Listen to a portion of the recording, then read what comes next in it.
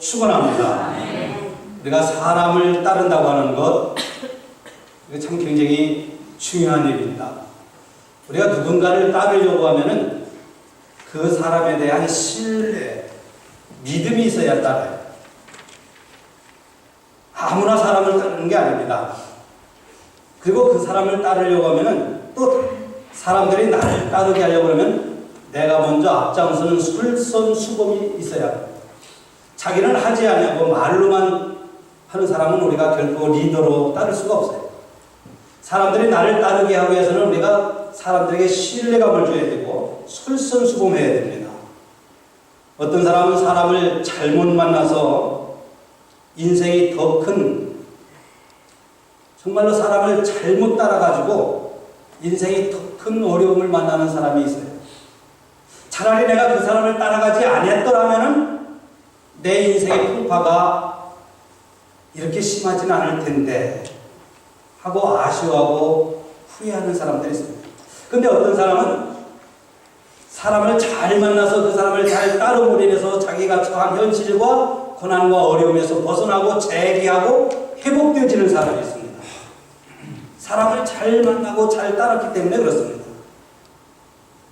그래서 우리가 누군가를 따른다고 하는 것은 믿음이 전제되어야 하고, 우리가 누군가를 따를 때에는 내가 그 사람을 따라서 나에게 좋은 일이든지 아니면 최소한 손해보는 일은 없다고 생각할 때 우리는 사람을 따르게 됩니다.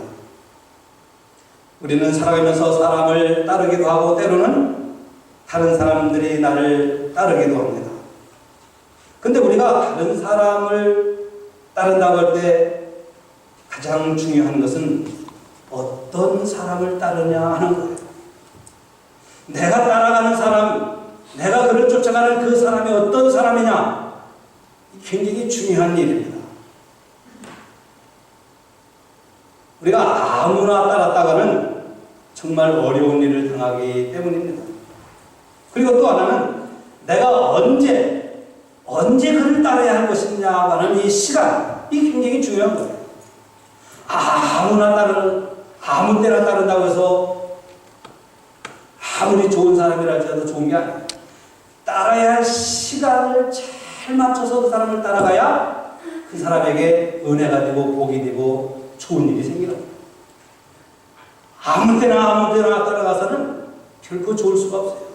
세 번째는 우리가 사람을 따른다고 할 때 어디로 따라갈 것이냐, 어디에서 따를 것이냐라고 하는 것이 중요해요.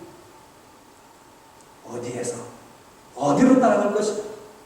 아무리 여러분들이 친한 사람이라고 하더라도 나쁜 곳으로 나를 따라오라고 하면 여러분, 그곳이 나쁜 곳인 줄 알면서도 따라가는 사람은 지혜로운 사람이라고 할 수가 없습니다. 많은 사람들이 이것을 무시하고 무턱대고 사람을 따르기 때문에 더 어려운 일을 만나고 더 큰 인생의 풍파를 겪게 되는 것을 우리는 경험하게 됩니다.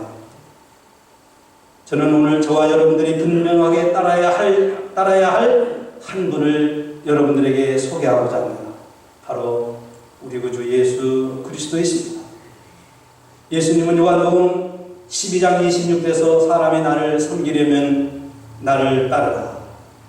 나 있는 곳에 나를 섬기는 자도 거기 있으리니 사람이 나를 섬기면 내 아버지께서 저를 귀히 여기시리라고 말씀합니다. 이 세상의 많은 사람들은 자기를 따르게 하기 위해서 재물을 가지고 또는 권세를 가지고 때로는 트릭하면서 사람들은 자기를 따르게 합니다. 미끼를 통해서 나를 따르게 하는 거예요. 그러다가 따르면은 이용하고. 그러나 우리 주님은 미끼를 주지도 않고 어떤 미혹을 우리에게 주는 것이 아니라 아무나 누구든지 주님을 따르게 하기 위해서는 두 가지가 전제되어야 한다고 오늘 우리에게 말씀합니다. 예수님은 베드로의 신앙 고백을 들으신 후에 제자들에게 예수님에게 앞으로 있어야 할 일을 분명히 말씀해 주셨습니다. 나는 많은 고난을 받으며 유대 종교 지도자들로 인해서 죽임을 당하고 그리고 3일 후에 부활할 것임을 말씀하셨습니다.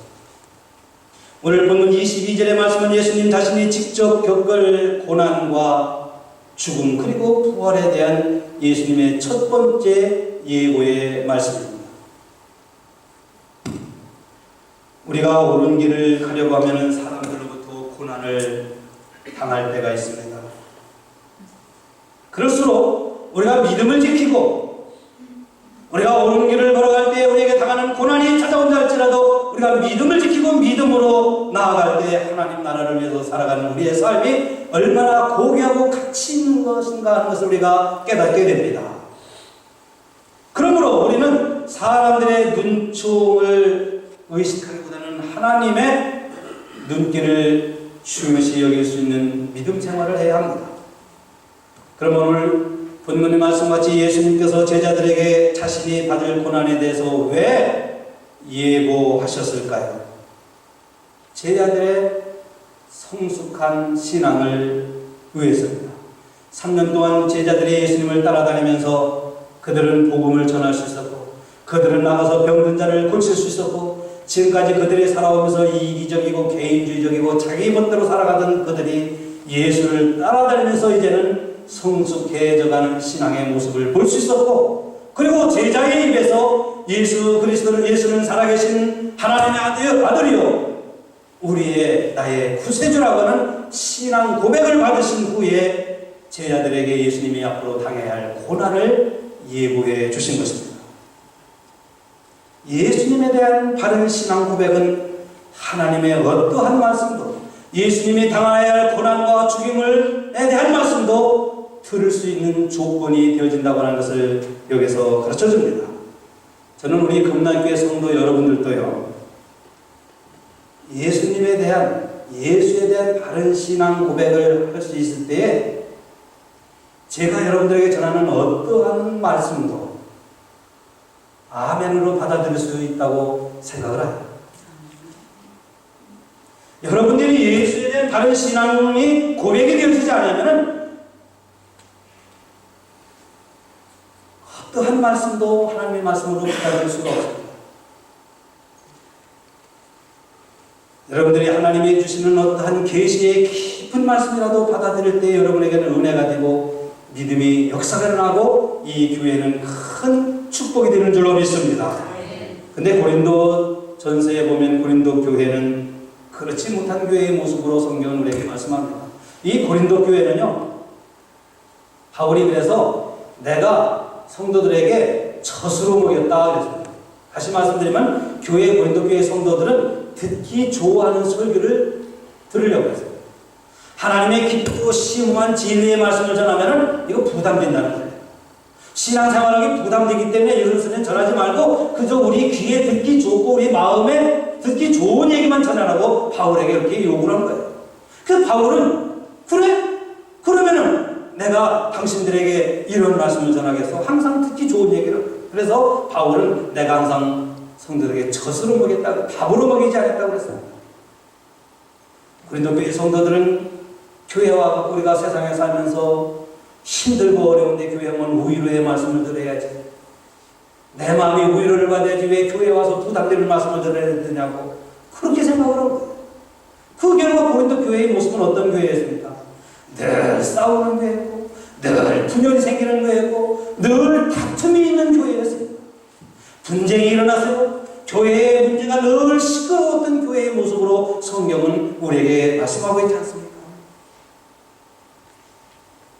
우리 금난교회 성도 여러분들도 젖만 먹는 그러한 교회의 성도들이 아니라 어떠한 밥도 먹을 수 있는 그러한 믿음, 그러한 신령들이 되시기를 주의 이름으로 축원합니다. 그러기 위해서는요 말씀을 사용해야 됩니다. 오늘 우리에게 주시는, 오늘 나에게 주시는 말씀은 어떤 말씀일까? 오늘 내가 말씀을 통해서 은혜를 받아야지. 오늘 말씀을 통해서 내가 능력을 받아야지. 오늘 말씀을 통해서 내가 믿음이 새로워야지. 말씀에 대한 사모함이 있어요. 여러분들이 하나님 앞에 나와 말씀을 듣기 위해서 기도해야 됩니다. 오늘도 여러분들이 교회에 나오기 전에 또 말씀을 통해서 은혜 받기 위해서 기도하고 나와야 됩니다.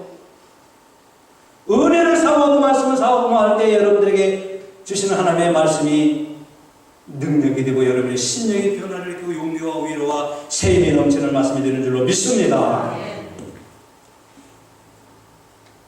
예수님께서 이 땅에 오신 목적은 저와 여러분들을 구원하시기 위해 이 땅에 오셨습니다. 하나님이 인류에 대한 구원의 계획은 오직 한 길이었습니다. 하나님께서 우리 인간을, 저와 여러분들을 구원하시기 위한 방법은 하나밖에 없었습니다. 그것은 독생자이신 예수 그리스도가 이 땅에서 고난을 당하고 죽임을 당하신 후에 부활하시는 것밖에 없었습니다. 따라서 하나님의 구원 계획 속에서 보면은 예수님이 당하시는 고난과 죽음, 예수님이 당하시는 이 부활은 이 땅에 오신 목적을 위한 단계들이요 과정이었던 것입니다. 그러므로 예수께서 제자들에게 말씀하신 예수님의 고난과 예수님의 십자가에서 당하는 죽임은 예수께서 이 땅에 오신 목적을 이루기 위한 하나의 과정이요 단계였던 것입니다. 예수님의 고난과 죽음, 이 부활을 통해서 하나님이 저와 여러분들을 죄에서 사하여 주시고 하나님의 자녀로 삼으시기 위한 사역의 완성되는 것이 바로 예수님의 죽음과 고난이었던 것입니다. 그렇다면 성도 여러분, 저와 여러분들이 당하는 고난과 아픔은 어떤 것일까요? 오늘 예수님께서 제자들에게 내가 유대교의 지도자들에게 고난을 당하고 죽임을 당해야 할 것을 말씀하십니다. 그 예수님이 당하시는 고난과 죽음은 예수님의 사역의 완성을 위한 하나의 과정이요 하나의 단계라고 하는 말씀입니다. 그렇다고 하면 저와 여러분들이 당하는 고난과 아픔은 어떤 것일까요? 어떤 분은 고난이 찾아오면 신앙생활을 포기하려고 합니다. 어떤 분은 문제가 있고 어려운 힘든 일이 있으면 나에게 주신 사명도 포기하려고 합니다. 교회 다니는 것조차도 그만두려고 합니다. 여러분 그렇습니까? 예수의 고난이 저와 여러분을 구원하시기 위한 하나의 과정이요 단계였다고 하면은 오늘 우리에게 찾아오는 고난과 아픔도 하나님이 여러분들을 향하신 하나님의 거룩한 뜻을 이루기 위한 과정이요 단계인 줄로 믿습니다. 하나님이 여러분을 쓰시기 위해서, 때로는 하나님께서 여러분을 선별하시고 여러분에게 큰 은혜와 복을 주시기 위하여, 때로는 하나님께서 여러분들에게 이 고난과 어려움을 통해서 승리의 삶을 허락하시기 위하여 오늘 우리에게 이 고난의 과정을 주신다는 말씀입니다. 그래서 욥기 23장 10절 말씀을 보면 이런 말씀이 있습니다.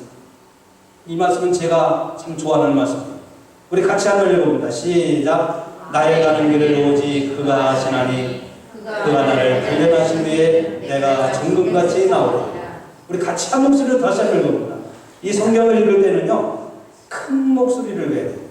나의 가는 길을 아시나니 이러면요 말씀의 역사가 일어나지 않아요. 말씀을 읽을 때는 또박또박 큰 소리로 해야 됩니다. 다시 한번 읽습니다. 시작. 나의 가는 길을 그가 나를 단련하신 후에는 내가 정금같이 나오리라. 여러분 예수의 고난은, 예수의 십자가의 죽음은 우리를 죄에서 구원하시기 위한 예수의 사역의 과정이었습니다.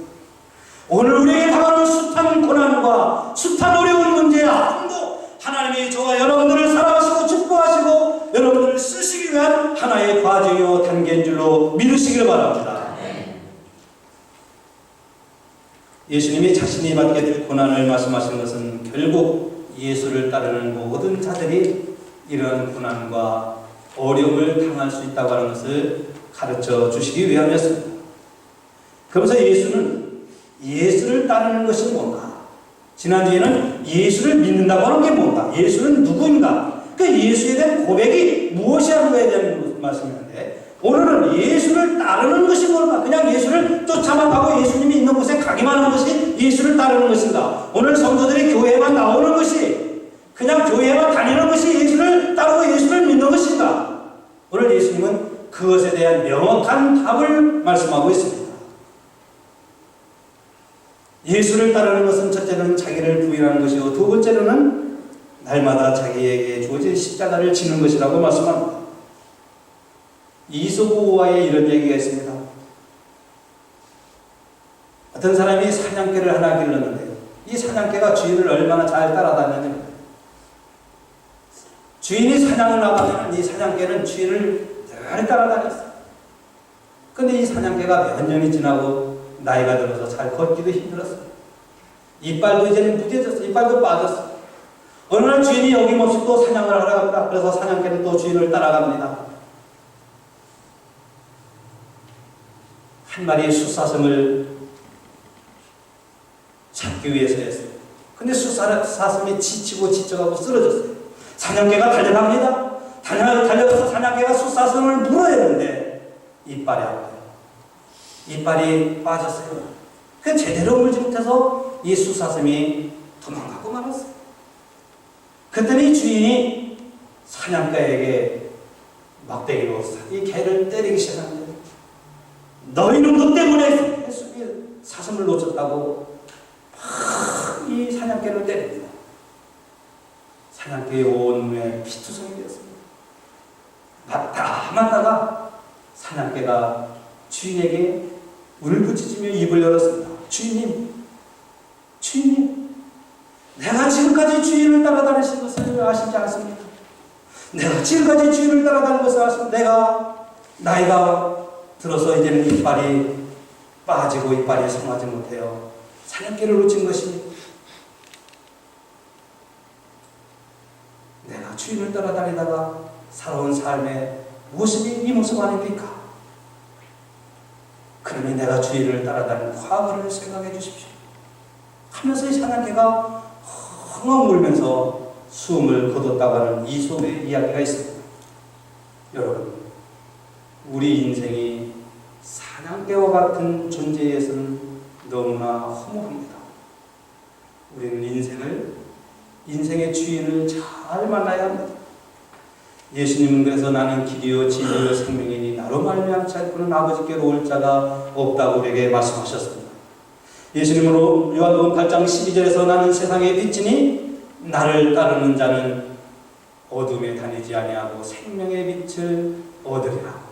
나를 따르는 자는 어둠에 거하지 아니하고 생명의 빛을 얻으리라고 주님께서는 우리에게 말씀하셨습니다.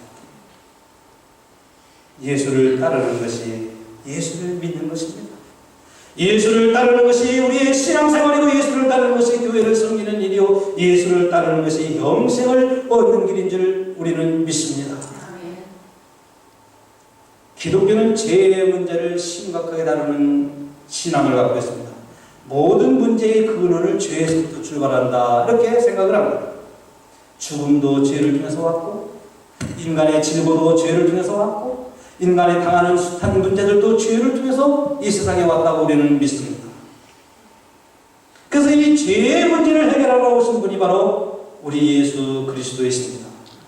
그래서 예수님은 이 죄의 문제를 해결하기 위해 십자가에서 고난과 죽임을 당하시고 사흘 만에 부활하신 것입니다. 바로 우리의 죄를, 저와 여러분의 죄를 대속하시기 위해서였습니다. 여러분, 대속의 죽음이란 어떤 죽음일까요? 예수님이 나의 죄를 대속해서 죽으셨다. 오늘 우리는 고백하고 아합니다. 근데 그 대속의 죽음이 무엇일까요? 대속의 죽음은 나의 죄값을 대신 치르기 위해 죽임을 당하시는 건데 그 죽임을 당할 때 나도 함께 죽는 것이 대속의 죽음이에요. 오늘 우리가 생각할 때는 그냥 내 대신 죽었다, 내 대신 누가 죄값을 치렀다, 내 대신 내가 치러야 할 것을 대신 치렀다, 이것이 대속적인 것으로 생각하지만 성경적인 의미에서 이 대속의 죽음이라고 하는 것은 내 대신 내 죄값을 짊어지고 죽으실 때 나도 그 죄값을 짊어지고 나도 함께 죽는 거예요. 내 못된 성질을 위해서 대신 죽으신 예수님 앞에 나의 못된 성질도 함께 죽어야 되는 거예요. 나의 말만한 나의 고집스러운 것도 예수께서 나를 대속해서 죽으신 그것을 믿을 때 나의 성질도 나의 말만한 것도 함께 죽음을 맞이하는 거예요. 그래야 오늘 우리는 새로운 사람으로, 중생의 사람으로, 변화의 사람으로, 거듭난 사람으로, 그리스도인으로 변화의 역사가 일어나는 거예요.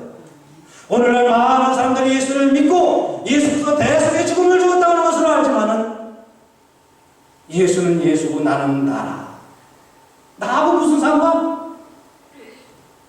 그렇지 않습니다. 지금까지 내 마음대로 살아가려고 했던 것, 나의 교만과 허영심, 나의 죄와 허물, 이 나의 모든 질과 연약함을 대신 짊어지시고 들어가신 예수 그리스도의 십자가 앞에 나도 십자가의 못을 박는 그런 역사가 날 때 여러분에게 중생의 새로운 거듭남의 역사가 날 줄로 믿습니다. 그래서 이제는 내 생명은 나의 것이 아니라 나를 살리신, 나를 거듭나게 하신, 나의 죄를 대속하신 주를 위해서 그 바울은 이렇게 갈라디아서 2장 20절에서 고백합니다. 우리 함께 같이 읽어봅니다. 시작. 내가 그리스도와 함께 십자가에 못 박혔나니 그런즉 이제는 내가 사는 것이 아니요 오직 내 안에 그리스도께서 사시는 것이다. 내가 그리스도와 함께 십자가에 못 박혔나니 이게 바로 대속이에요. 대속이 뭐라고요? 주님이 나의 말 많은 것, 나의 고집스러운 것, 나의 육신의 정욕, 한국의 정욕, 이생의 자랑을 쫓아 살아가려고 하는 것을 대신 짊어지시고 십자가에 못 박는데 나도 함께 십자가에 못 박아 죽음을 당하는 거예요. 그래서 주님이 부활하신 것처럼 나도 새로운 사람으로 거듭나는 것이 대속의 은혜인 것입니다. 오늘 여러분들에게 주님이 대속의 은혜가 여러분의 삶 가운데 충만하게 일어나시기를 주의 이름으로 축원합니다. 예수님은 아무든지 나를 따라오려거든 자기를 부인하라고 말씀합니다. 아무든지라고 하는 이 말씀을 속에서 자격이 주어지는 게 아닙니다. 배운 사람이 나를 따르고 돈 있는 사람이 나를 따르고 실력 있는 사람이 나를 따르는 것이나 아무든지 누구든지 anybody 누구든지 나를 따라오려거든 자기를 부인하라는 거예요. 여러분, 자기를 부인하라는 말씀 우리는 많이 들어봤습니다. 정말 그러면 자기 자신을 부인한다고 하는 것이 무엇일까요? 우리는 베드로를 통해서 내 자신을 부인하는 것이 무엇인지를 깨닫게 됩니다. 베드로가 예수님을 부인했어요.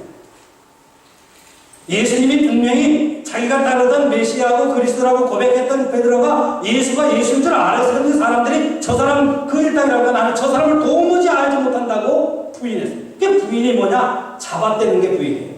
아는 것을 모른다고 잡아떼는 게 부인이에요. 오리발이라고 하죠, 한국 사람들. 오리발. 이게 부인이에요. 예수가 누군지를 분명히 아는 보고 베드로가 부인했지 않습니까? 오리발 내밀었잖아요. 나는 저가 도무지 누군지 알지 못한다고. 이게 부인이에요. 그렇다면 자기 자신을 부인하는 것은 무엇일까요? 여러분, 나는 나 자신을 압니다. 내가 성질이 부약하고 내가 말이 많고 내 고집스럽고 내가 하나님 안에서 즐거움을 찾기보다는 세상에서 즐거움을 찾으려고 하는 나인 것을 알아요.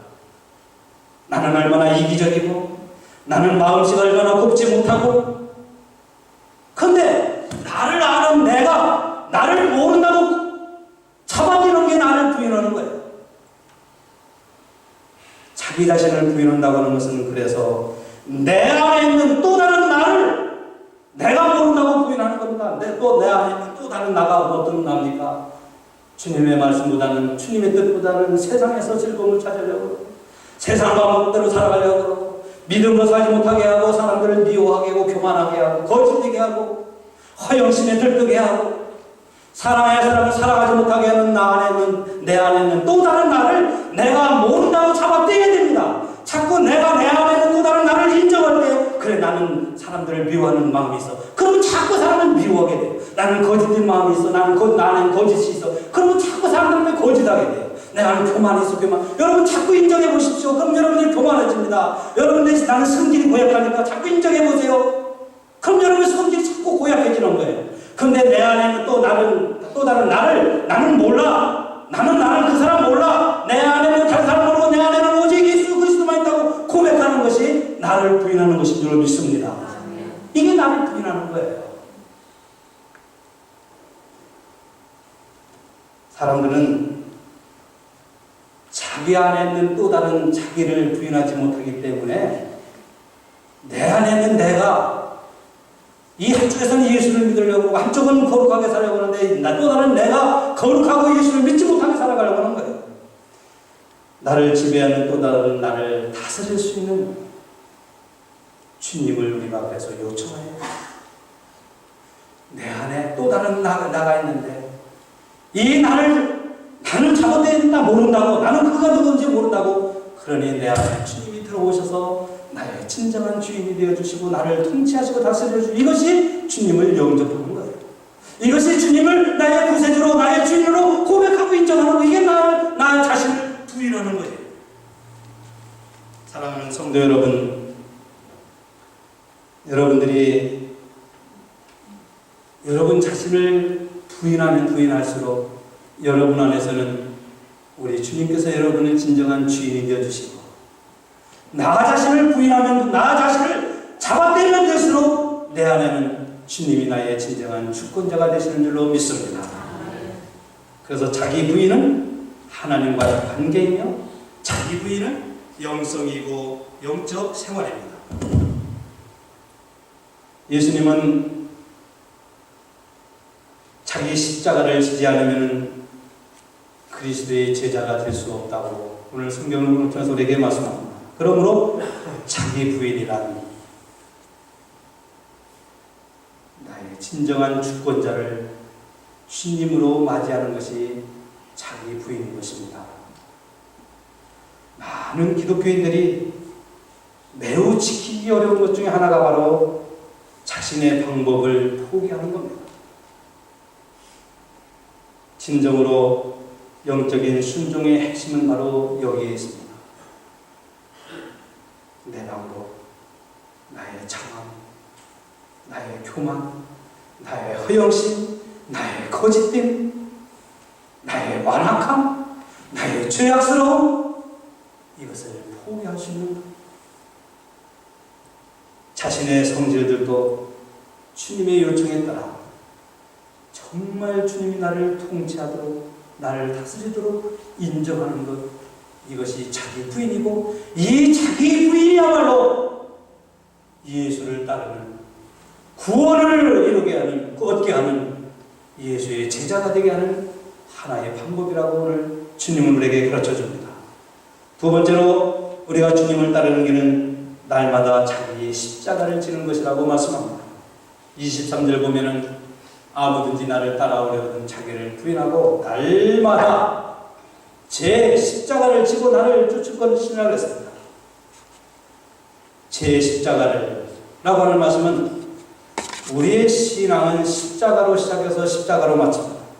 왜냐하면 우리의 모든 죄짐이, 우리의 연약함과 우리의 증오가 다 십자가를 통해서 사해지고 십자가를 통해서 우리의 죄짐이 가벼워지기 때문입니다.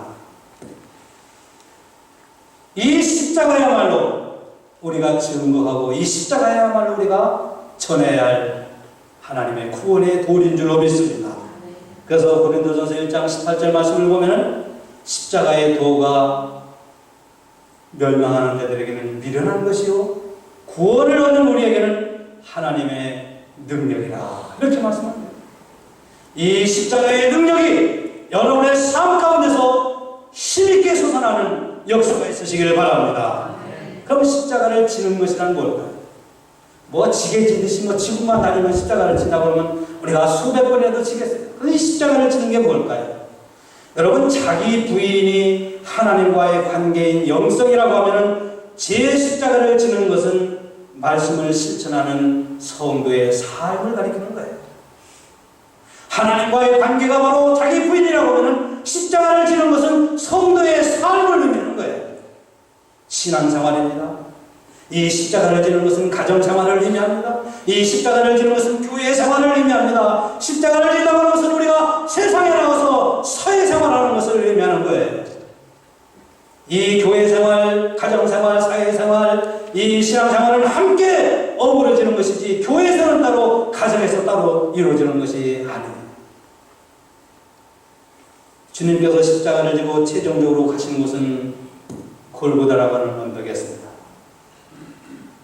골고다라고 하는 언덕에 갔을 때 주님은 쓰러지고 또 쓰러지면서 끝내는 골고다 언덕까지 가셨어요. 여러분, 그래서 이 십자가를 진다고 하는 것은 우리에게 찾아오는 고난, 아까 고난의 과정과 의미가 무엇인가를 말씀드렸는데, 찾아오는 고난, 이 고난의 문제가 있을 때 끝까지 지고 가는 것이 십자가를 지는 거예요. 다시 말씀드리면 십자가를 진다고 하는 것은 이긴다고 하는 뜻이에요. 고난을 이긴다는 거예요. 여러분, 어려운 일이 있다고 해서 포기하는 것은 십자가 지는 게 아니에요. 마음에 안 된다고 해서 교회 생활하다가 포기하고 내 뜻대로 안 된다고 해서 해야 할 일도 안 하고 이건 십자가 지는 게 아니에요.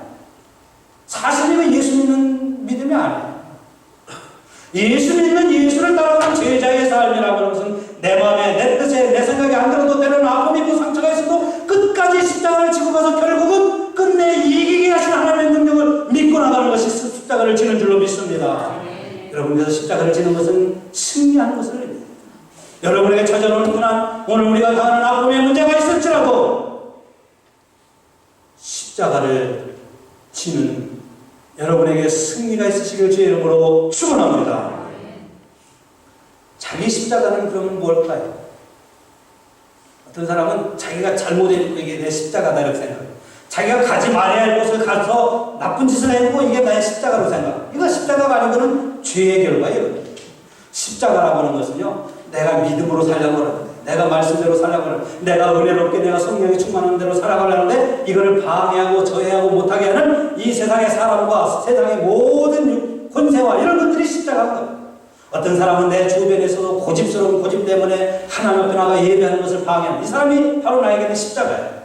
어떤 사람은 환경과 상황이라는 것이 내가 하나님 앞에 나가지 못하게 하고 하나님의 뜻을 하나님의 일을 하지 못하게 합니다. 이것이 상황과 환경이 사람에게 십자가. 내가 잘못해서 내가 실수해서 내가 죄를 범해서 당하는 고난이 십자가가 아니라 내가 하나님 앞에 나가고 내가 구원의 사역을 이루고자 하는데 이것을 해방하는 모든 세상의 권세와 사람과 환경과 물질이 오늘 우리에게 주어지는 십자가예요. 그러면 이 십자가를 어떻게 되냐? 날마다 지라는 겁니다. 자기 십자가를 지라고 하는 것은 고난이 찾아오지만 이기라는 뜻입니다. 십자가를 지라는 것은 십자가를 지고 포기하고 십자가로 인해서 낙심하고 십자가로 인해서 불평하고 원망하고 투덜거리고 죄악의 길로 들어서는 것이 아니라 이 십자가를 인해서 여러분의 삶이 승리의 삶에서 되라. 이것이 십자가를 지는 거예요. 사랑하는 성도 여러분, 아무든지 나를 따르려거든 자기를 부인하라고 말씀합니다. 자기 부인은 내 안에 있는 또 다른 나를 잡아들는 내 안에 있는 또 다른 나. 그 나가 나를 교만하게 하고 나를 못된 생각을 갖게 하고 미워하게 하고 이 나를 부인하고 내 안에 진정한 주님이 주인이 되어 주시길, 그리고 주님이 내 안에 들어오시기를 영접하는 이것이 자기 부인인 것입니다. 나를 따르려거든 제 십자가를 지라고 말씀합니다. 예수 믿는 생활입니다. 교회 생활입니다. 가정 생활입니다. 사회 생활입니다. 이 모든 어려움, 주님께 나가지 못하게 하는 모든 상황, 시련, 고난을 믿음으로 이겨나가는, 그래서 믿음의 승리가 여러분에게 있으시길 주의 이름으로 축원합니다. 기도하겠습니다.